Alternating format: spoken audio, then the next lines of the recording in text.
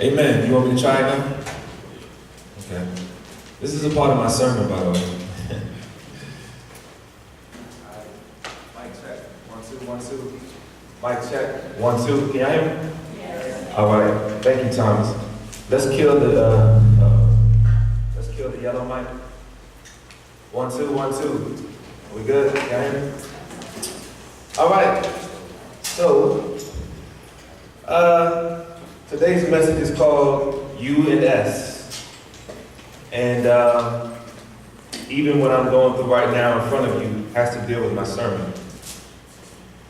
I just got back from vacation. I was on vacation. Took my family to Myrtle Beach for the week, just to get away. You know, when you work hard, you grind hard, you serve hard.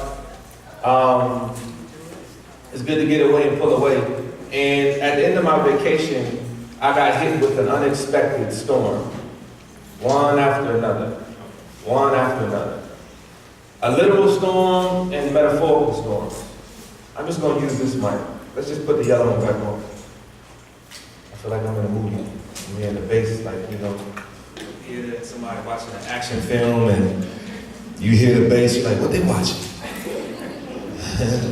That's how I feel right now.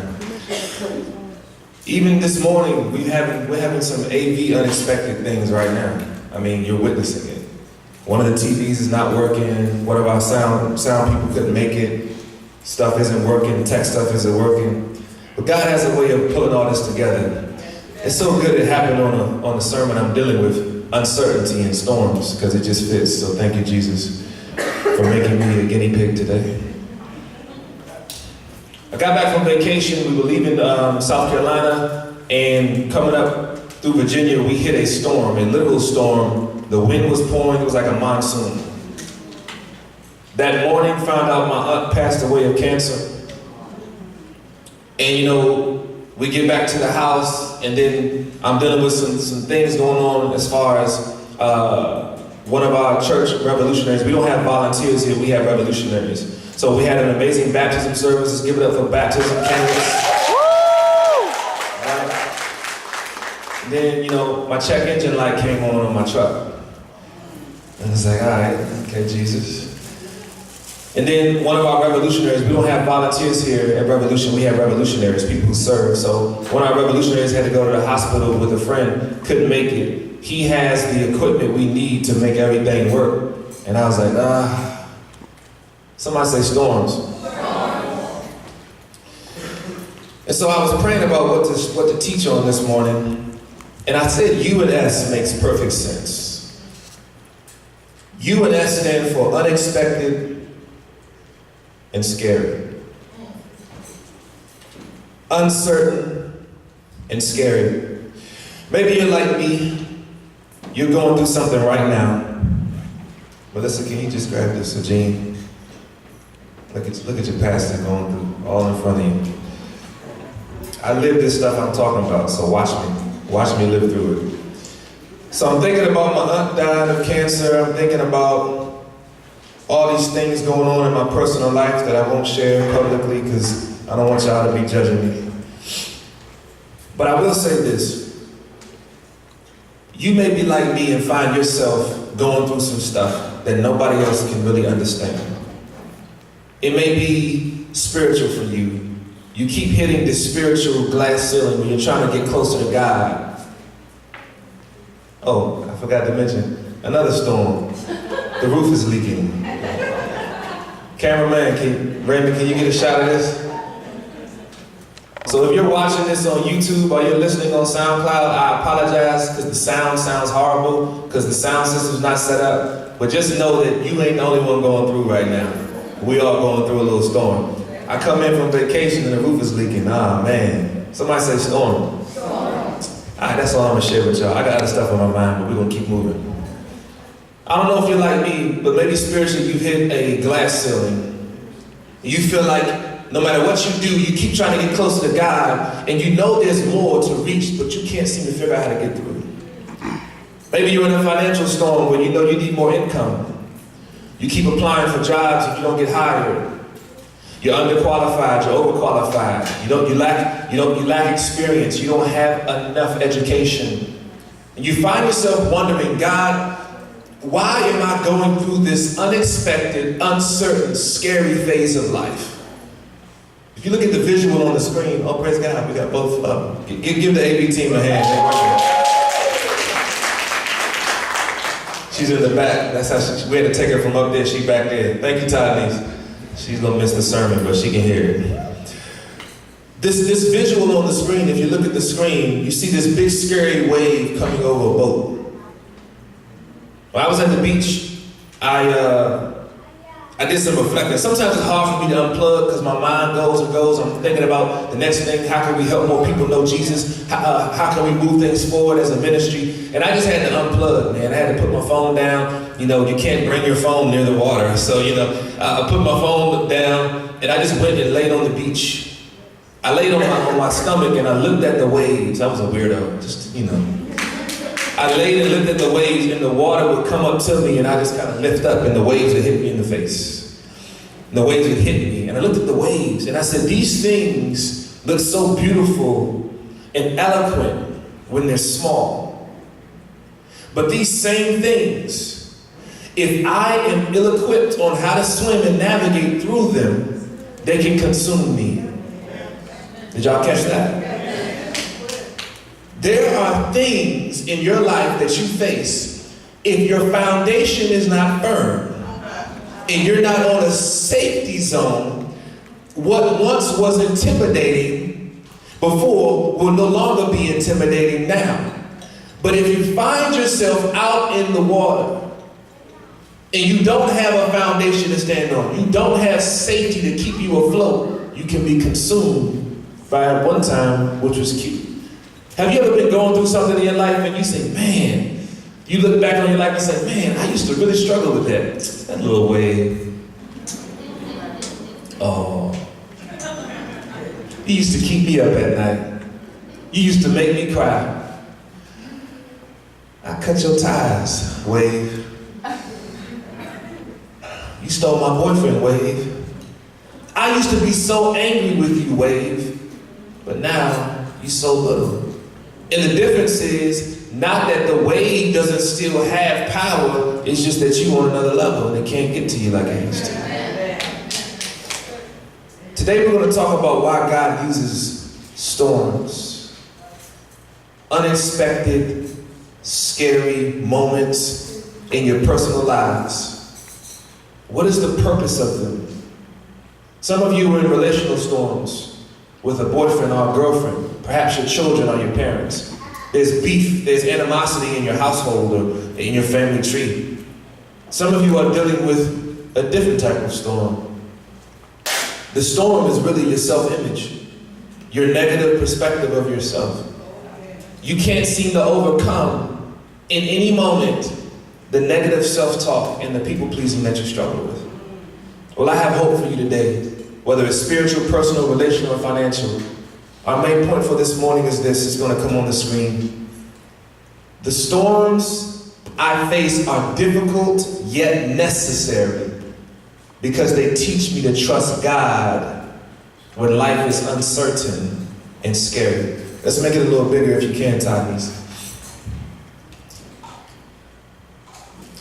I say it again. The storms I face are difficult yet necessary because they teach me to trust God when life is uncertain and scary. Jesus was not above storms, and I'm going to walk you through a passage where Jesus went through a personal storm. Yet, because of where he was and his foundation was, he was able to navigate through and keep pursuing God. If you have a copy of the Bible today, I'd like for you to open up to Matthew chapter 14. We're going to read through a little story. I have the New Living Translation of the Bible. If you don't, that's okay. I welcome you to listen along or read along on the screen. In Matthew chapter 14, verses 1 through 14, listen to this story. When Herod Antipas, the ruler of Galilee, heard about Jesus, he said to his advisors, "This must be John the Baptist, raised from the dead. That's why he can do such miracles." Verse 3. For Herod had arrested and imprisoned John as a favor to his wife, Herodias, the former wife of Herod's brother, Philip.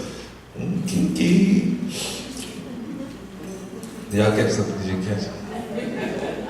His brother died. He said, hey, what's up, sister-in-law? What's up? Y'all know some people like, let's keep going. So, verse 4. John had been telling Herod, it is against God's law for you to marry your sister-in-law. Herod wanted to kill John, but he was afraid of a riot because all the people believed John was a prophet. Verse 6. But at a birthday party, somebody say, turn up. Y'all know what happens at a birthday party. You get a little tipsy, get a little drunk. People start saying a little dumb stuff. Watch what happened.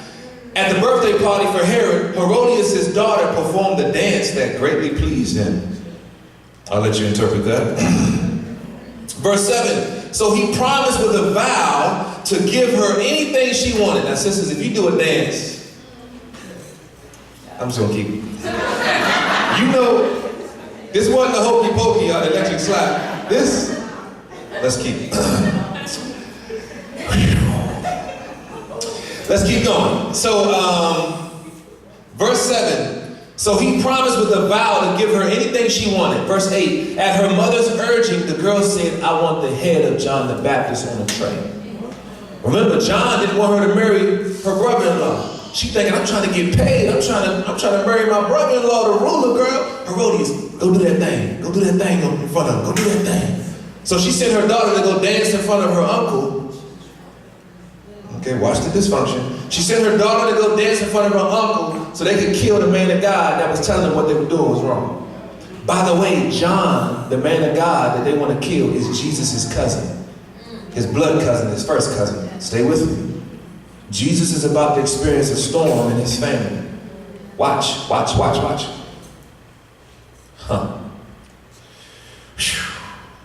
Verse 9. Then the king regretted what he had said. You ever made a decision at a party when a girl was dancing on you and you like, dang, why'd I do that? It's too late now. So he was getting drunk, he was partying, the girl was dancing on him, and he made a decision, and he regretted it the next morning.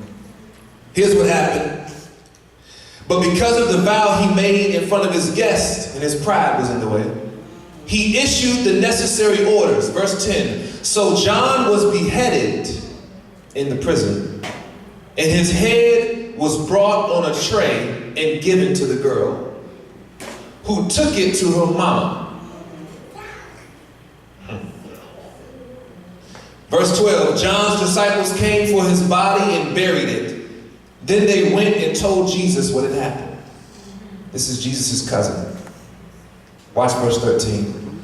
As soon as Jesus heard the news, he left in a boat to a remote area to be alone. Have you ever gotten some bad news and you just wanted to get away from people?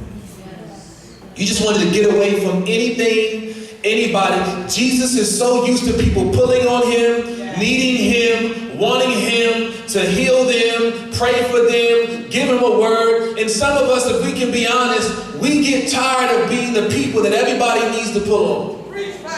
Amen. Sometimes we need to get away. Sometimes we need a time. We need a break from the drama with our children and with their children and with the job and with the family crisis and Uncle Rollo don't talk to Cousin Pookie and they trying to fight this summer at the cookout and all this kind of stuff. We have this beef and animosity in our family trees, at our workplaces, in our spiritual lives, and sometimes we just want to get away. Jesus knew that his cousin was preaching the word of God. His cousin was doing the will of God, but the government wanted to silence him for their own gain. Jesus is God in the flesh. He knew his cousin was going to get killed, but it didn't change the fact that it hurt. We knew my aunt was dying of cancer, but it doesn't change the fact that it hurts. And Jesus was trying to get away from people, and he goes out to the water on a boat, on some firm foundation. When he gets back, watch what happens. But the crowds heard where he was and followed on foot from many towns. Verse 14, Jesus saw the huge crowds as he stepped from the boat, and he had compassion on them and healed their sick. Jesus has just experienced a personal storm. His cousin has just died. His first cousin. This was his ministry partner, his road dog. This was his predecessor. This was the person that paved the way for his earthly ministry. This is the man that baptized Jesus. This was his homie. You ever had your friend get killed? You ever had a family member be killed? You know how that feels. And you also know what it feels like that although you want to grieve and mourn, the world hasn't stopped because of your crisis.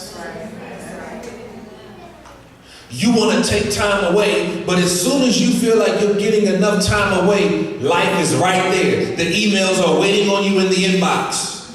The kids are knocking on the door. Mommy, my drawers are dirty. Wash your own. There are situations in your house, in your finances. The bills still got to get paid. Somebody say storms. Our main point for today, let's get it on the screen. The storms I face are difficult, but what? Necessary. Because they teach me to trust God when life is uncertain and scary. Jesus gets off the boat. He's troubled because his cousin just got killed. But because his faith is greater than his feelings, it's not that it's a sin to feel a certain type of way. God gives us emotions. But when you're led by your feelings, your decisions are fickle. I'll say that again. When you're the type of person who is led by feelings, you are fickle and impulsive. People can't stand you. Because you make decisions based on how you feel. Which is why I really don't like this law. If a police officer feels their life is threatened, they can shoot you.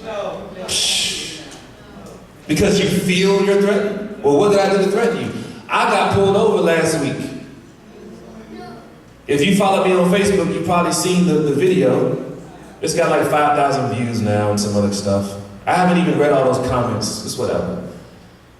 Me and my boy Virgil were profiled by a white police officer, and he mistreated us with a line of questions that he asked us that he wouldn't have asked people of another color, I don't think. What are you doing in Pennsylvania? Before I can answer that, where you going to?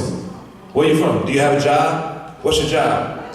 Are you a pastor? What's your favorite scripture? You got any guns, grenades, knives in the truck? What's in the back of the truck? What do you got? Bruh, give me my citation so I can go. And so I'm sharing this with you because I was on my way to do ministry in Pennsylvania, and I didn't know about this idling in the left lane law. Yeah, I was in that left lane. We were doing the speed limit, but it was the line of questions he asked me before I started recording on Facebook Live. Then he didn't know I was recording. He commands me to get out of my vehicle 3 times. My first name is Sterling. Sterling, get out of your truck and approach my vehicle now. No, sir. Kingsley, no, the babies, no. No, I'm not. I'm black. I ain't getting out of my truck and going nothing. No, I ain't getting, what you think this is? I'm not getting out of my truck. Sterling, you're not in trouble. Get out of your truck and approach my vehicle. Are you crazy? You come to me, sir. So I took Facebook with me, and then he kind of changed his tone as I was recording him and all that kind of stuff. Anyway, storms. Virgil and I go on to preach in Pennsylvania. I preached and rapped in Pennsylvania. People got saved, and they invited us to come back to South Philly and some more stuff to do more ministry in Pennsylvania. I didn't argue that this silly law existed that I didn't know existed. It was the way he treated me. Sometimes your storms come in the form of authority abusing their power. Some of my teenagers in here, my children, you feel like your parents abuse their authority and their power. They take advantage of you because they're the parent, and they command you things and they talk to you a very condescending way. But I want you to remember that storms you face are difficult yet necessary. And why? because they teach you to trust God when life is uncertain and scary. So let's get back to Jesus. So Jesus is going through this storm. The government authority has abused their power and killed his cousin. He's going through, yet ministry still needs to go on. He takes a moment to get away and get closer to the Father. As soon as he gets back, all these emails, all these requests, all this ministry is waiting on him. He feels compassion for them and he begins to heal their sick. Then they get hungry. He got 5,000 men, not counting women and children there. They only got 2 fish and 5 loaves of bread. Now, if you grew up in a big household, you know your mama or big mama, your grandmama knew how to stretch a meal. We were in Myrtle Beach with my mom and we only had like 6 biscuits. And she stretched the 6 biscuit batter out to about 20 biscuits. I don't know what she put in it, but it worked. Mama knows how to make things stretch. Well, Jesus knew how to stretch a meal with 5 loaves and 2 fish to feed 5,000 people and have baskets left over. See, sometimes you go through a storm because you're right on the verge of doing something amazing for the kingdom of God. Satan wants you to stop in the storm. God wants you to ride the waves of the storm and trust him, because when you get to the other side of that storm and you get to the land, opportunity and blessing is waiting. And it's not just blessings for you, it's blessings for those around you. Look at what happened with Jesus. He was focusing on what he was going through, but when he saw the people, that godly compassion, that love to help people began to stir up in him, and he began to do what he was called to do. I tell you this from serving in ministry, man. Sometimes I get fueled by being around the people I'm serving with. I get fuel from hanging around my revolutionaries. Revolutionaries, make some noise. We don't have volunteers here, we have revolutionaries. They are people who serve. They co-labor with me. They're my brothers and my sisters. And sometimes I just want to hang around them and tell jokes and fart. Relax. Hey, you get some of me, you know you get all of me. So Jesus feeds 5,000 people, and what happens next? In Matthew chapter 14, verse 22. Somebody say immediately. Here it goes. Immediately after this, Jesus insisted that his disciples get back into the boat and cross to the other side of the lake while he sent the people home. After sending them home, he went up into the hills by himself to pray. Night fell while he was there alone. This is important. Keep going. Verse 24. Meanwhile, the disciples were in trouble. Somebody said they were in trouble. Far away from land. Somebody said far away from land. For a strong wind had risen and they were fighting heavy waves. Verse 25. About 3 o'clock in the morning, Jesus came toward them walking on the water. When the disciples saw him walking on the water, they were terrified. In their fear, they cried out, "It's a ghost!" But Jesus spoke to them at once. "Don't be afraid," he said. "Take courage, I am here." Then Peter called to him, "Lord, if it's really you, tell me to come to you walking on the water." "Yes, come," Jesus said. So Peter went over the side of the boat and walked on the unfamiliar, walked on the uncertain, walked on the scary. But, somebody say but. But when he saw the strong wind and the waves, he was terrified and began to sink. "Save me, Lord," he shouted. Has God ever wanted you to do something for your family, for ministry? Maybe it's something at work even, or with your finances, and it's unfamiliar, but you kind of test it. You're like, okay, I can do that. You step out a little bit, and you kind of easing and walking there until it gets a little uncomfortable. It's kind of like when you're on a plane. Some of us don't like flying on planes. Who don't like flying on planes? Raise your hand. Okay, that's about, okay, 8 of us. When that plane takes off, some of us are just so nervous. Oh my God, it's shaking, it's oh my God, what's that sound there? you hear all this stuff like, what is this stuff? What is happening? And then the plane takes off and you all nervous. Oh my God, my ears, my ears. Okay, just yawn. I can't, my ears, my ears. And so then it goes up, but then the plane begins to level what? Level out, level off. And it's peaceful. You don't regret the decision to be on the plane. Oh, I made a good decision. Until turbulence. Oh my God, oh my God, oh my God, oh my God. Oh, we're gonna die. Help me. Give me some liquor. Give me something. Let that airbag come out. I need the oxygen mask. It's just a little turbulence. This is your captain speaking. No, captain, land the plane. Land the plane. Some of us spaz. Some of us need to take medication before we get on the plane. My uncle, I won't tell you which uncle, but my uncle used to have to get drunk before he get on the plane. So he would stay calm, but then he was annoying everybody, you know. What's up, girl? Had to sit him by himself by the bathroom in the back. Anyway, Peter didn't mind stepping out when it was comfortable. But when the waves picked up, the turbulence happened, he began to doubt the God that called him out there. The same God that he just saw take 2 fish and 5 loaves and feed over 5,000 people. The same God he just saw heal the sick. The same God that he knows has the power to raise the dead. Isn't it something that God can have proven himself to us over and over and over and over again, but we have this slow, fickle, short-sighted mentality that we say to God, what have you done for me lately?